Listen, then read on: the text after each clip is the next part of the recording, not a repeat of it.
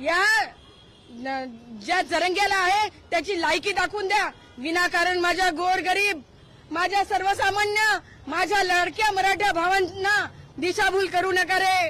माझे ते ओरिजिनल लाडके अभ्यासू माझे मराठा भाऊ इथे नाहीच दिसत आहेत मला. हे कुठली तरी गंगा वाहते इथे उलटी. काय तुम्ही या लोकांना, मी म्हणते चपट्या पाजून आंदोलन केली जात नाही. एसटीचं आंदोलन एक अमेरिकेमध्ये सुद्धा त्या आंदोलनाची चर्चा झालेली आहे.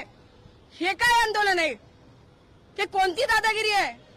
वाटेल ते बोलायचं, गांडबुली म्हणायचं. अरे लाज वाटते का तुला जरंग्या? त्या आंदोलनामध्ये बहिणी आहेत, अविवाहित मुली आहेत, एवढे मोठे माझे लोक आहेत, तिथे आलेली जनता आहे, त्यांच्यासमोर असं घाणेरडं बोलतो. लाज वाटायला पाहिजे. जरंग्या हे चालणार नाही. हे जे आहे हे आंदोलन आहे, हे आंदोलन नाहीच आहे. हे प्रीपेड कार्यक्रम चाललेला आहे, पेड कार्यक्रम चाललेला आहे. शरद पवार पाठवलं होतं ना लेकीला, लेक आली होती ना. का सगळे तुमचे नेते पण तिथे आहेत ना, जागजागी सगळे पुरवठा करत आहेत ना. मग काय झालं? कोणता रिस्पेक्ट मिळाला?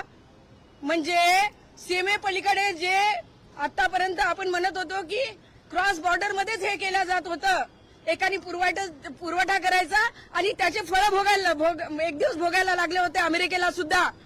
तेच हे झालेलं आहे. रसद जरी पुरवली असेल तरी आज लेकीचा कसा अपमान झाला हे लक्षात ठेवा. पिदाड्याचा कोणताही धर्म नसतो, पिदाड्याची कोणतीही जात नसते, या जरंग्या चपट्याची कोणतीही जात नाही, याची कोणतीही लायकी नाही. हा जरंग्या फक्त एका उद्देशाने, एका पॉलिटिकल मोटिवेटेड होऊन इथे आलेला आहे. याची चलणार नाही. जरंग्या ताबडतोब आझाद मैदान खाली करायचं, हे खपून घेतलं जाणार नाही. माझा इशारा.